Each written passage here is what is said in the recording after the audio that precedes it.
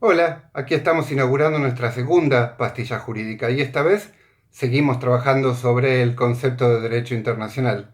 Es importante entender que hay muchas discusiones sobre si el derecho internacional efectivamente debe ser entendido como un derecho, si tiene algún alcance real, si tiene algún nivel real de vigencia.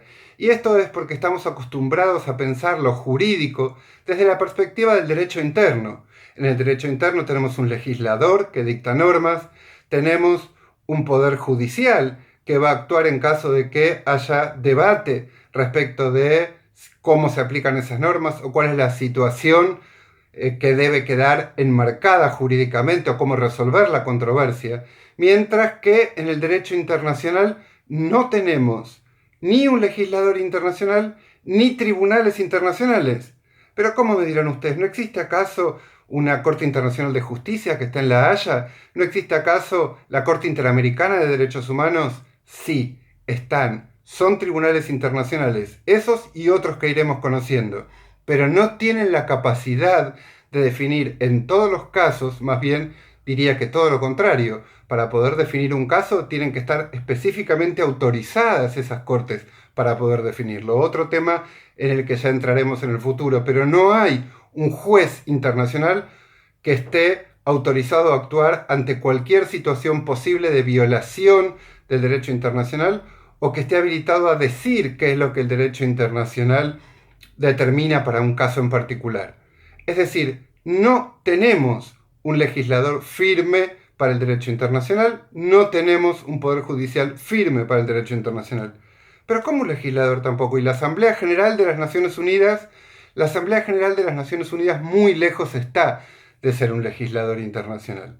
De hecho, técnicamente, la Asamblea se expresa a través de resoluciones y esas resoluciones, nos dice la Carta de las Naciones Unidas, que sí son obligatorias para la organización, es decir, sí son obligatorias para los cuerpos que forman la ONU, pero tienen el carácter de meras recomendaciones para los estados.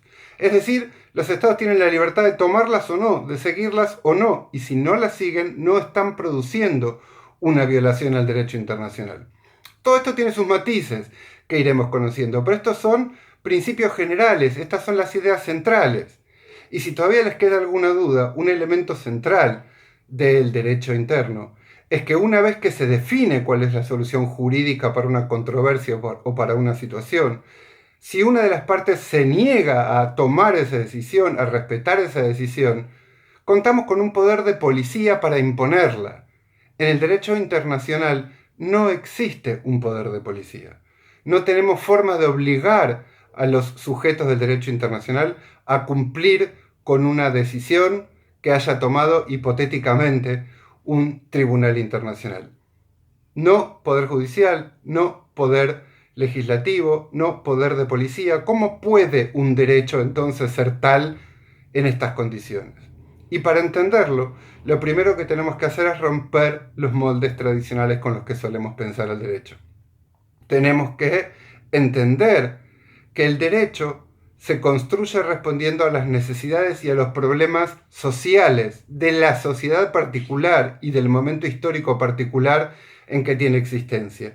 El derecho se construye para resolver las problemáticas y sobre las problemáticas y tensiones que existen en cada sociedad y en cada tiempo. Y las problemáticas y tensiones de la sociedad nacional, de las sociedades nacionales, son muy distintas a las problemáticas y las tensiones de la sociedad internacional agregada. Por lo tanto, sería casi ilógico esperar que el derecho internacional se moviera en la misma línea y con las mismas soluciones e instituciones que el derecho interno. Es cierto, la falta de institucionalidad hace que el derecho internacional sufra de debilidades y tenga importantes carencias, pero también le ha dado algunas herramientas que, vamos a ver, le han permitido al derecho internacional un nivel de variabilidad, una rapidez en el cambio ante las situaciones que el derecho interno no tiene. Y esta es quizás la cuestión más importante que tiene que quedarnos en esta segunda pastilla, en este segundo acercamiento al derecho internacional. El derecho nace y crece a partir de las sociedades sobre las que o con las que opera. El derecho internacional trabaja sobre una realidad social muy diferente a la del derecho interno y por lo tanto sus pautas, sus principios, sus maneras de acción necesariamente van a ser muy diferentes de las del derecho interno. ¿Cuáles son esas pautas? ¿Cuáles son esos principios? Eso es lo que vamos a estar aprendiendo juntos a lo largo de este cuatrimestre.